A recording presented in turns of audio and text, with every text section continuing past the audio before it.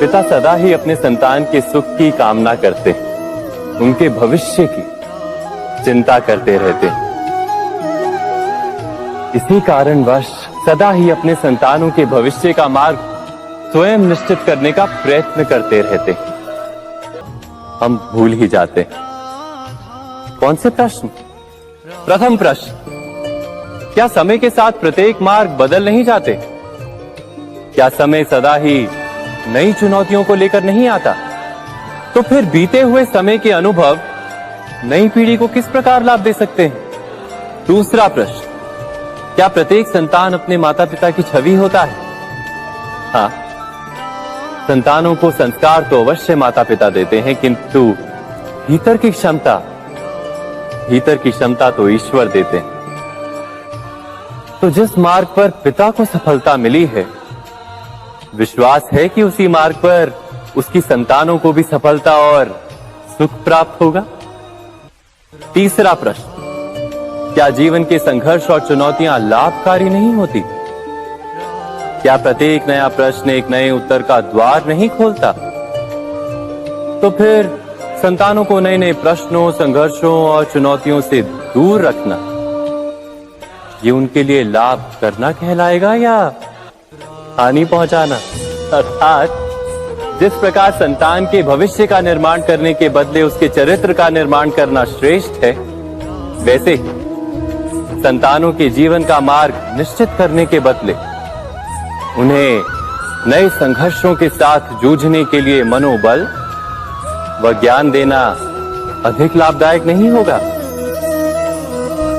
स्वयं विचार कीजिए।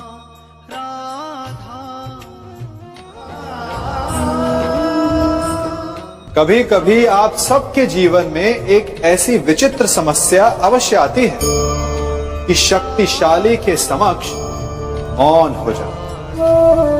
कि उस शक्तिशाली से विवाद करने से बचने के लिए आप मौन रह जाते। मानता हूं, ऐसा करने से आप एक विवाद से बच जाते, एक संघर्ष से बच जाते, परंतु ऐसा बचाव एक बड़े संघर्ष को जन्म दे देता है। कैसे? हमारा मौन रहना अनजाने में उसका समर्थन बन जाता है और वो स्वयं को अधिक शक्तिशाली अनुभव करता है और यहां से हमारा दमन प्रारंभ हो जाता है। एक के बाद एक हम अन्याय में अनचाहे रूप से सम्मिलित होते चले जाते हैं। तो इसका तोड़ क्या है? ये समझने के लिए ये जानना आवश्यक है कि ऐसी कौन सी बात है जो आपको विरोध करने से रोकती है।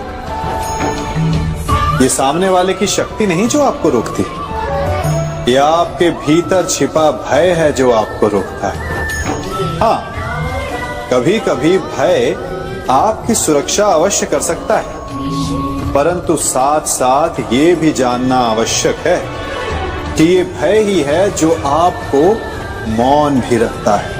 इसलिए अपने मन से भय को निकालिए और खुलकर अनीति का, अन्याय का विरोध कीजिए और फिर देखिएगा आपका मन कितना मुक्त, कितना हल्का अनुभव करेगा।